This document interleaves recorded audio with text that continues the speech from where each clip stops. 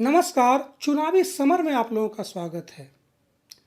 Corona काल में टीकाकरण ही लोगों की ज़िंदगी को बचाने के लिए एकमात्र हथियार नज़र आ रहा है। लेकिन मोदी सरकार कहीं न कहीं टीकाकरण के मामले में भी सुस्त नज़र आ रही है, जिसकी वजह से सुप्रीम कोर्ट ने एक बार फिर मोदी सरकार की तीखी आलोचना की है। आपको बता दें कि सुप्रीम कोर्ट में केंद्र सरकार की कोरोना टीकाकरण नीति के मुद्दे पर सुनवाई हुई। सुनवाई के दौरान सुप्रीम कोर्ट टीकाकरण नीति से नाखुश दिखा।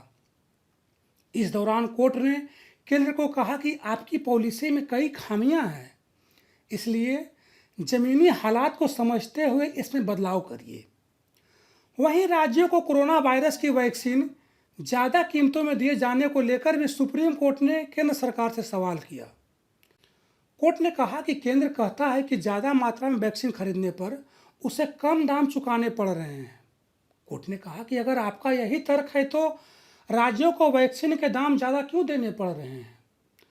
कोर्ट ने कहा कि देश भर में वैक्सीन के दाम एक जैसे रखे जाने की ज़रूरत है। कोर्ट ने आगे कहा कि हमारी चिंता पूरे देश को वैक्सीन उपलब्ध कराने को लेकर है।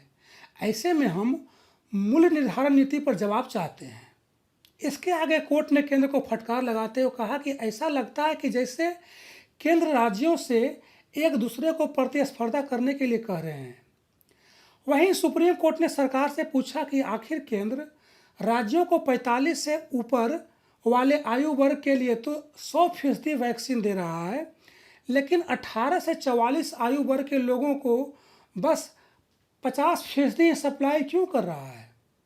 सुप्रीम कोर्ट की 3 जजों justice DY Chandrachud, LN Rao और S रविंद्र भट्ट की बेंच ने सरकार से पूछा कि आपकी दलील थी कि 45 से ऊपर के लोगों में मृत्यु दर ज़्यादा है, लेकिन दूसरी लहर में इस वर्ग के लोगों में ज़्यादा खतरा नहीं है।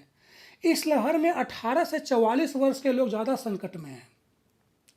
कोर्ट ने कहा कि अब अगर वैक्सीन खरीदने का लक्ष्य है तो सरकार बस 45 से ऊपर वाले के लिए वैक्सीन क्यों खरीद रही है।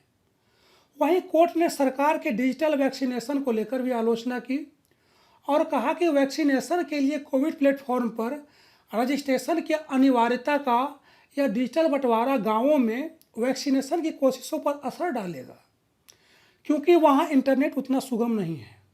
कोर्ट ने पूछा कि सबको कोविन ऐप पर रजिस्टर करना है, लेकिन इस डिजिटल बंटवारे के चलते क्या वास्तव में यह अपेक्षा की जा सकती है कि गाँवों में भी सभी लोग खुद को कोविन ऐप पर रजिस्टर कर पाएंगे। इस तरह सुप्रीम कोर्ट ने टीकाकरण को लेकर मोदी सरकार को कड़ी फटकार लगाने का काम किया है। ऐसे में देखना यह है कि मोदी सरकार इन कमियों को कैसे दूर करती है। धन्यवाद।